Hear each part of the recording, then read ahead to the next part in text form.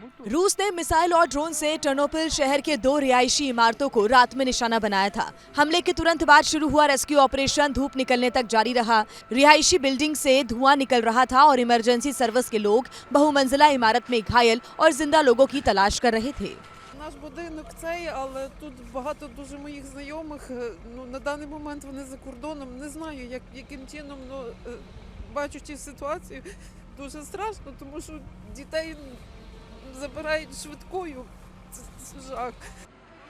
रूसी हमले में 3 बच्चों की मौत हो गई और कई बच्चे घायल हो गए। रूस ने जिस टर्नोपिल शहर को निशाना बनाया है वो पोलैंड सीमा से 200 किलोमीटर की दूरी पर है। यूक्रेन के गृह मंत्री के मुताबिक रूस के इस हमले में कम से कम 73 लोग घायल हुए हैं, जिसमें 15 लोग शामिल हैं। मरने वालों में से 19 लोग तो हमले के बाद जिंदा जल गए।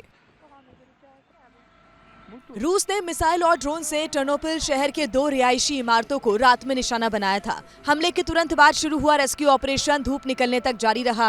रिहायशी बिल्डिंग से धुआं निकल रहा था और इमरजेंसी सर्विस के लोग बहुमंजिला इमारत में घायल और जिंदा लोगों की तलाश कर रहे थे। Наш будинок цей, але тут багато дуже моїх знайомих. На даний момент вони за кордоном. Не знаю, яким чином, бачучи ситуацію, дуже страшно, тому що дітей забирають швидкою.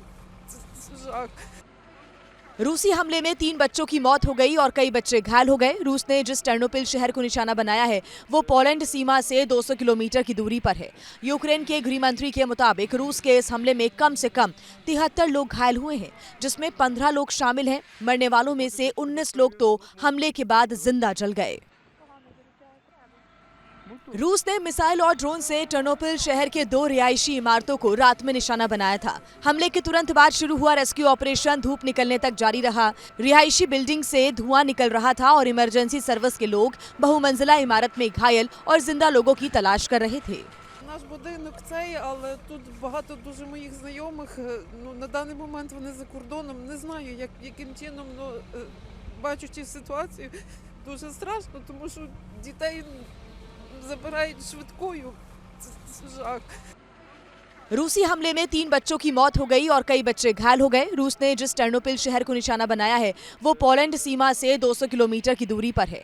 यूक्रेन के गृह मंत्री के मुताबिक रूस के इस हमले में कम से कम 73 लोग घायल हुए हैं, जिसमें 15 लोग शामिल हैं। मरने वालों में से 19 लोग तो हमले के बाद जिंदा जल गए। रूस ने मिसाइल और ड्रोन से टर्नोपिल शहर के 2 रिहायशी इमारतों को रात में निशाना बनाया था। हमले के तुरंत बाद शुरू हुआ रेस्क्यू ऑपरेशन धूप निकलने तक जारी रहा। रिहायशी बिल्डिंग से धुआं निकल रहा था और इमरजेंसी सर्विस के लोग बहुमंजिला इमारत में घायल और जिंदा लोगों की तलाश कर रहे थे। Наш будинок цей, але тут багато дуже моїх знайомих.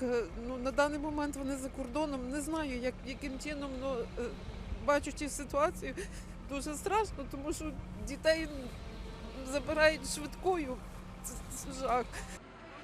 रूसी हमले में 3 बच्चों की मौत हो गई और कई बच्चे घायल हो गए। रूस ने जिस टर्नोपिल शहर को निशाना बनाया है वो पोलैंड सीमा से 200 किलोमीटर की दूरी पर है।